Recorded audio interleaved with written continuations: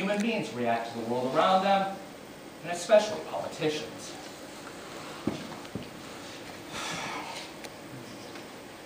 Now here's the subject, but I'll tell you, coming from the American Midwest and moving to St. George, Utah as a historian, I knew I was going to eventually run into this. And it's still a little scary trying to teach this. Those of you aware of Utah history, the story of the Mountain Meadows Massacre, still to this day, one of the most touchy subjects, both in the history of the church and in the history of St. George. So what I do with this situation, well, to be honest, I chicken out.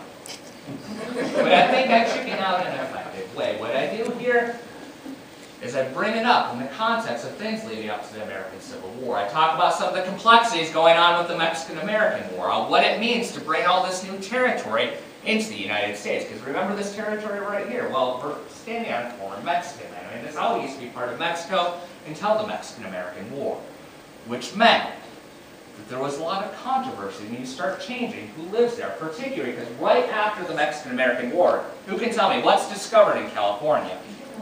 Gold! Which the Mexican government was a little bit miffed about. But on the flip side here, if people are going to want to get there to California, they're going to need protection. And who's going to offer protection at the time? Brigham Young.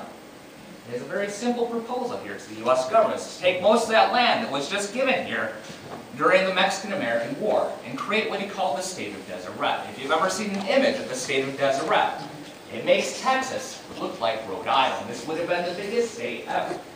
What happens instead is the federal government shoots down this proposal. They create the territory of Utah and start having a number of controversies here with Brigham Young about the role of religion and the role of government. What I do here is I set up the scenario. I talk about how the fact that a war breaks out here in 1857.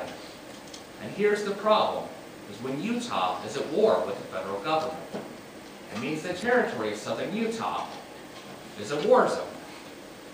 And what usually happens with civilians who try and cross through war zones? It's usually not a pretty picture. And that's where I step. Because what I do after that is I say to my students, I say, so what do you know about Mountain Meadows? What were you taught growing up? And instead of me spending the rest of the time lecturing, I let my students spend about 15 or 20 minutes sharing their own way about how they learned about this. And it's incredibly awkward then in St. George. Because a lot of those people are descendants of the people involved in the Mountain Meadows Massacre. So it's a very personal issue and very touchy issue. For the fact that it's so controversial, I don't think it's really chickening out here. I think what I'm doing here is being, as a historian, sensitive to local culture. And I think if I went full-blown there, not thinking about local culture, what I do is I'd offend students. They walk to that classroom angry and not learning a thing. Instead, I let students share their own experiences. Once again, we try and utilize political trivia in my class here as well. Can anyone answer this question for me? It says, quote, this Republican presidential candidate lost in the popular vote, but was very close to securing a majority in the Electoral College. He technically won the presidential election by a small margin through securing Florida's Electoral College votes. Voters in Florida cried foul because of irregularities in ballot design, claiming they'd intended to vote for the Democratic candidate, but it instead accidentally voted for the Republican. Can anyone tell me what election I'm talking about and what candidate?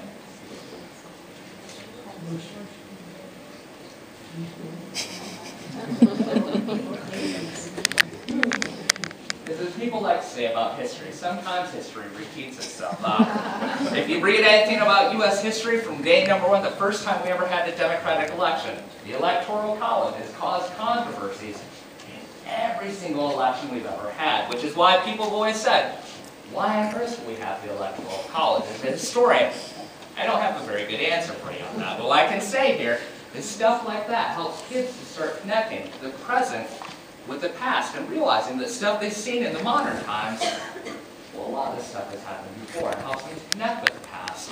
And what we see is most students, I've only ever had one student get that right. Most students say George W. Bush, and when I tell them Rutherford B. Hayes, well, they start feeling a little more secure, a little more intrigued about learning about history. One of the things that I also do, though, is when any of these historians, whether it's Howard Zinn or Larry Schweikert, takes their argument a little bit too far, is I try and go back to some of the primary documents to ask ourselves, are there important parts of the story that are leaving out? If you've ever read about the American Philippine War right after the Spanish-American War, it's an incredibly controversial subject. I've got to fully admit here, I've got my own issues on telling this story, because my grandfather served as a missionary in the Philippines for about 20 years of his life. My family has a direct connection with this. But as a historian, I can also take a step back from this and say what Larry Schweikert's presenting here might not be a very accurate story. What Larry Schweikert says is, he says, some historians dismiss these Christian expressions of concern for the Filipinos as insincere excuses for national economic expansion. It's true that a guerrilla war of brutal proportions witnessed both sides engaging in torture and atrocities. The insurgents quoted the anti-imperialists, inspiring the rebels and contributing to the death of U.S. soldiers. Can anyone tell me who the anti-imperialist is at this time? Mark Twain is president of the American Anti-Imperialist League. What's Larry Schweikert doing? He's saying death of U.S. soldiers. He's blaming it on Mark Twain, of all people. But he goes on and he says, the islands remained in U.S. possessions until World War II. Never before in history had a nation so willingly and in general so peacefully rescinded control over so much territory and so many conquered people. What Larry is telling here is a partial truth, but he's also taking a lot of modern ideas and trying to blend them in here. And the reason why he's using words like insurgents. They're modern words that are loaded with something here. If we go back to this period and look at some primary documents, President McKinley, in the year 1900, gave an interview to a magazine called The Christian Advocate, where he talked about his own policies here in the Philippines. And McKinley stated, I walked the floor of the White House night after night until midnight. And I'm not ashamed to tell you, gentlemen, that I went down on my knees and prayed Almighty God for light and guidance more than one night. And one late night it came to me this way. I don't know how it was, but it came. Number one, that we could not give them back to Spain, that would be cowardly and dishonorable. Number two, that we could not turn them over to France and Germany, our commercial rivals in the Orient. That would be bad business and discreditable. Number three, that we could not leave them to themselves because they were unfit for self-government and they would soon have anarchy and misrule over there worse than Spain's was. Number four, there was nothing left for us to do but to take them all, educate the Filipinos, uplift and civilize and Christianize them, and by God's grace, do the very best we could by them, as our fellow men for whom Christ also died. Then I went to bed and went to sleep, and slept soundly. And the next morning I sent for the chief engineer of the War Department. I told him to put the Philippines on the map of the United States, and there they are. And there they'll stay while I'm president. And it's a document like this that Larry Schweikert would use to tell his story. But once again, President McKinley, he's a politician. He's also a very religious man. He's telling you, how did he get this policy? He claims it's direct divine intervention on this policy. But there's some aspects that he's leaving out here. If you look at some of the primary documents of the time, Senator George Hoar from the state of Massachusetts, after the Philippine-American War, was the fact that it had been so controversial, he dragged up the main leaders of the U.S. Army before the Senate Armed Forces Committee at the time and said, quote, you sacrificed nearly 17,000 American lives, the flower of our youth. You've devastated provinces. You've slain uncounted thousands of people you desire to benefit. You've established concentration camps. Your generals are coming home from the harvest, bringing sheaves with them, in the shape of other thousands of sick and wounded and insane to drag out miserable lives, wrecked in body and mind. You make the American flag in the eyes of numerous people the emblem of sacrilege in Christian churches, and of the burning of human dwellings, and of the horror of the water torture. Your practical statesmanship has succeeded in converting a people who 3 years ago were ready to kiss the hem of the garment of the American and to welcome as a liberator, who thronged after your gay men when they landed on those islands with benediction and gratitude, into sullen and irreconcilable enemies, possessed of a hatred which centuries cannot eradicate. Now from Larry Schweikert's selection, do you get any sense of that? Senator Horde have to support him when he has these people in front of the Senate Armed Forces Committee? It's quotes from the commanders of the American Philippine War, and you get no sense of this from reading Larry Schweitzer. And it's the reason why it's one of the most controversial wars in American history. If you ask General Jacob Smith, he said to one of his soldiers, when the soldier asked what the mission was, he says, "I want no prisoners. I want you to kill and burn. The more you kill and burn, the better it will please me. I want all persons killed who are capable of bearing arms in actual hostilities against the United States." When the soldier asked him who qualified for that, he said, anyone aged 14 and up. You didn't get much sense of that from somebody like Schweitzer. Colonel Funston openly admitted, quote, "I personally strung up 35 Filipinos. Impromptu domestic caning might hasten the end of the war. For starters, all Americans who recently petitioned Congress to sue for peace in the Philippines should be dragged out of their homes and lynched." What's the colonel saying about somebody like Mark Twain? So take that peace process, drag them out, and lynch them, just like I lynched people in the Philippines. If you ask General Shafter, he says it may be necessary to kill half the Filipinos in order that the remaining half the population be advanced to a higher plane of life than the present San Barbara state affords.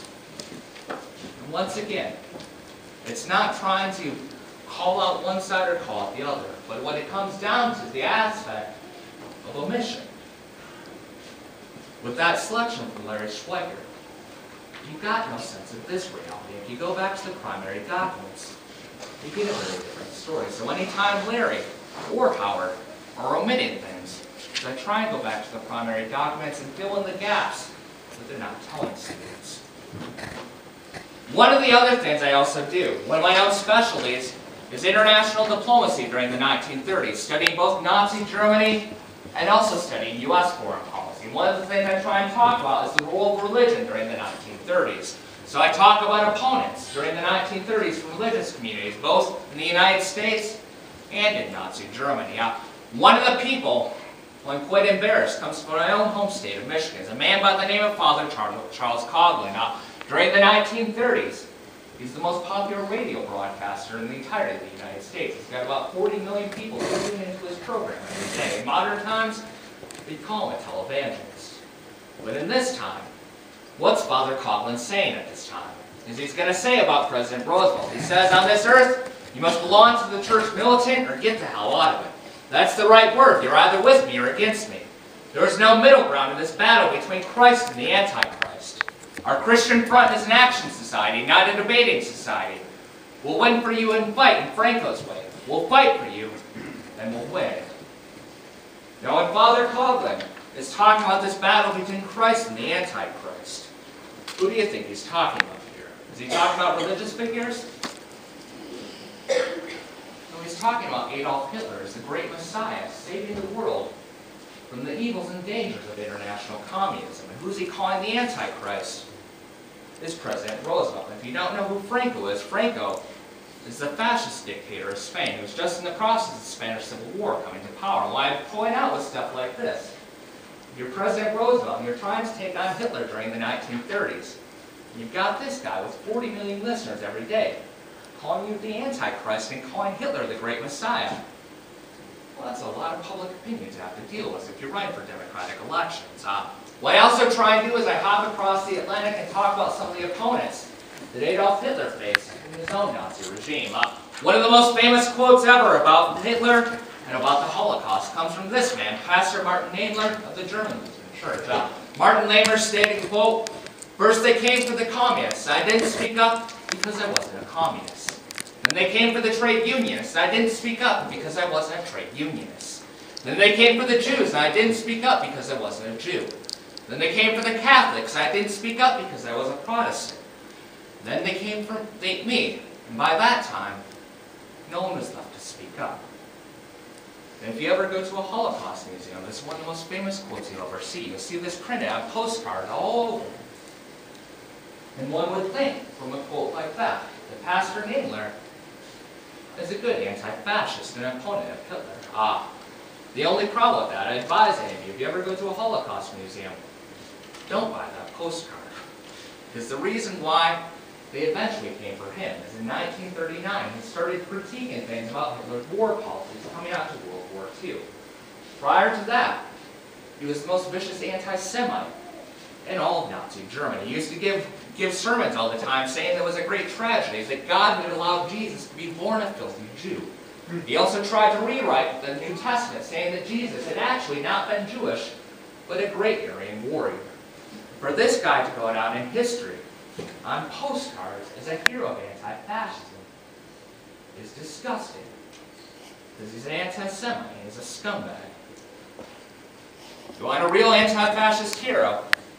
Why don't we talk about this guy? This is a guy that you're not going to see in Holocaust museums. My own advisor rediscovered this guy about 20 years ago when he found his Gestapo file hidden away in the vaults there in Cologne. Let me introduce you to one of my favorite people of all time, Father Joseph Speaker. On Christ the King Day in 1934, Father Speaker gave a sermon saying, quote, "Germany has only one Führer, and that is Christ. All worldly Führers and spiritual Führers are subject to this Führer. We recognize the state's authority, but we're only subject to it insofar as the laws do not stand in contradiction with the laws of our one and only Führer." Does anyone have any ideas what happened to Father Speaker after he gave that sermon?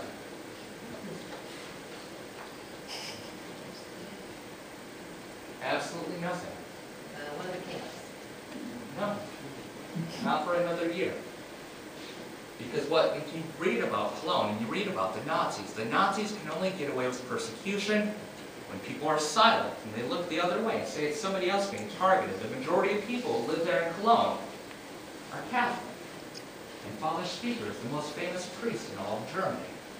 So even though there's members of the Gestapo sitting there taking notes on this man's sermon, he's going to get away with it for about a year before they finally come after him. Because what they realize is that they arrested Father Speaker. The Catholics who go out in the street, they'd riot. They could tear apart the Third Reich. And it's something to keep in mind here. There's a great religious diversity in the 1930s. Some of the people who were real villains have been celebrated as heroes, and some of the great heroes have been completely forgotten. One of the other touchy subjects to hit on here, and I'm torn on this, because on a personal level, Ronald Reagan is a man that I've got a lot of respect for, and I like a lot. But also I can tell you, growing up in the state of Michigan, especially coming from an auto worker family, we've also got some real beefs with him as well. What we try and do here is we try and understand, when we talk about Ronald Reagan, we talk about the big picture of this man, we talk about the diversity of opinion here. Can anyone tell me what this is a picture of? This is May 1969, when Ronald Reagan is governor of the state of California. This is Ronald Reagan sending 10,000 members of the National Guards to the campus of Berkeley.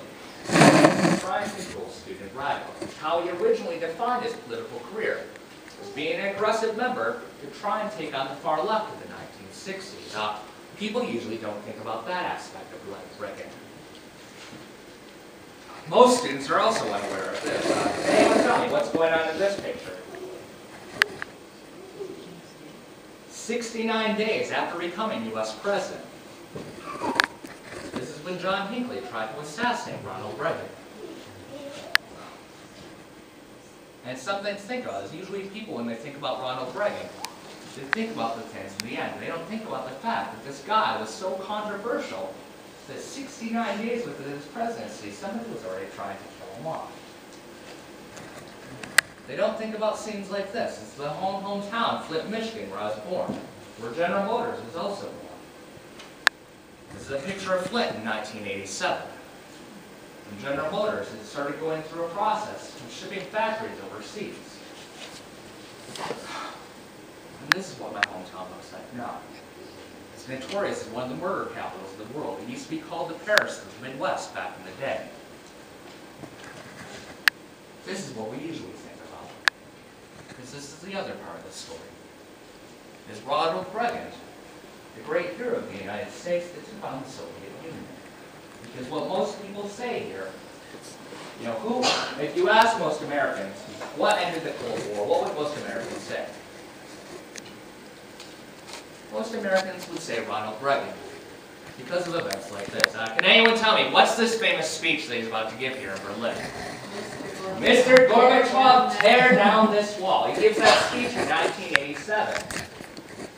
So when that wall comes down in November of 1989, we look back on it in a bizarre historical causation. We say because of that speech that that wall came down.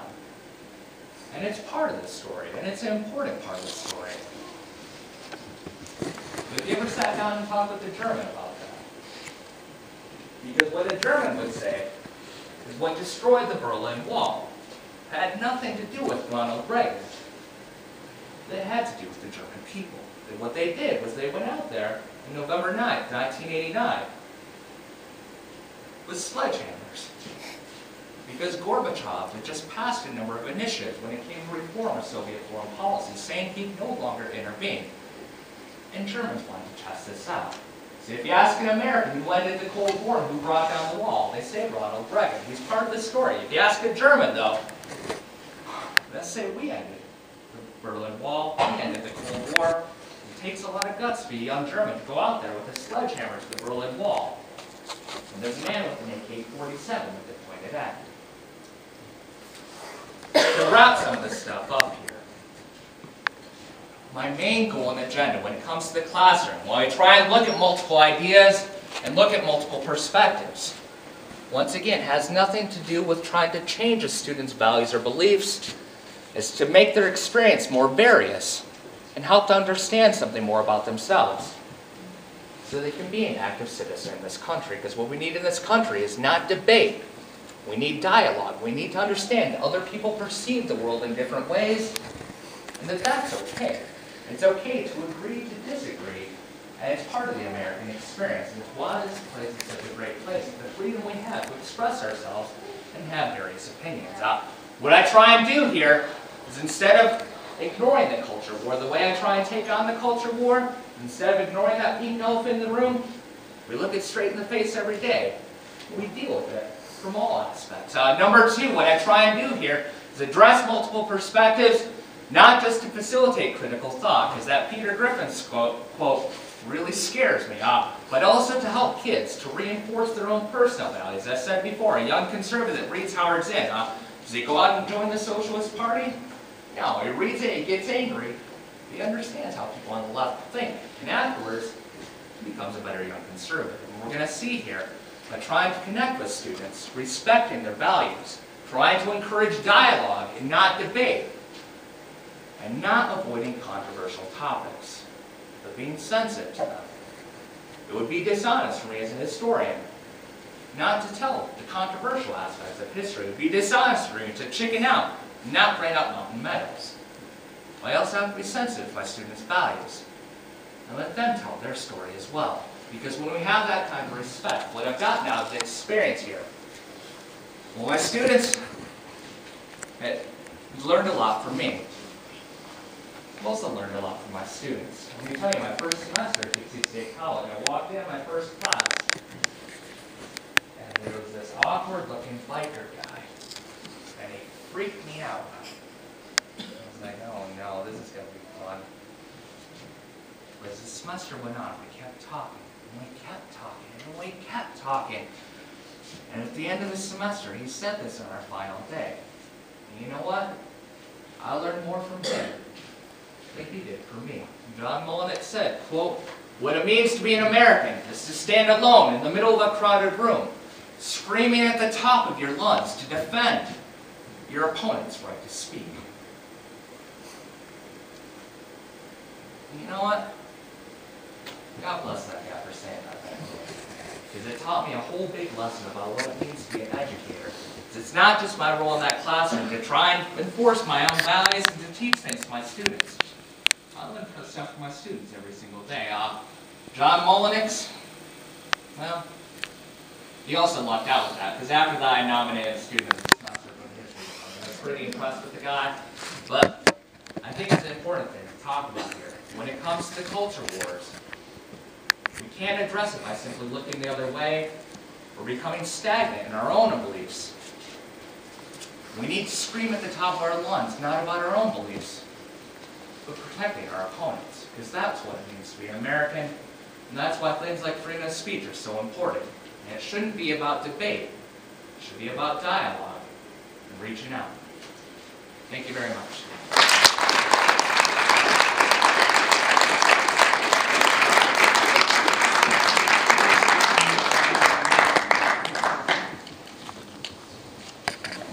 Thank you so much, Joel. That was very enlightening, and I think we're very lucky to have you coming tonight. And I think your students are very lucky and want to take the class. I just wanted to make one announcement, well, a couple announcements. I'm not sure if you're aware, if you're a member or not, that we do an excursion every year, and it's usually in May. And I'm not sure what we're doing this year, but we've done some really great things, and part of it is just enjoying each other's company, and part of it is learning about Utah history. And this last year we went to Topaz, and I think we had the most people we've ever had down there, and we also went and visited the Lehman Caves while we were down there, and learned a lot. It was a great experience, and got to sit around at the motel and talk about things. So please look on our website, think about maybe doing that, and it's very inexpensive, maybe just some travel, but we do various things. We've gone to Antelope Island and visited the Fremont Indian ruins, things like that. So also we'd like to invite you, touching on what Erin said before, to our conference in April at USU, and we have some nice things for you at lunch, and so we're excited about it. So please encourage students, encourage your friends, encourage yourself to come and present at the conference, or just at least attend the conference. I wanted to thank, again, Coco for putting this together. She's an amazing, amazing person. I wanted to thank my board members. Really, I wouldn't have stayed in this organization so long if it weren't for them. They're very warm and supportive people, and I appreciate everything you do. It's a lot of work, especially come paper time. And I wanted to congratulate again all of the award winners tonight, and thank you for, I know some of you drove a long way, and so I thank you for coming. And I wanted to congratulate Pat and Kathy and Lily on their awards, and to thank you for contributing to the arts and all arts people, to education and to education in Utah. Thank you very, very much, and we appreciate you being here tonight. And again, thank you all for coming. And there's some refreshments right outside the door, and drive safely home, and we'll hope to see you in April.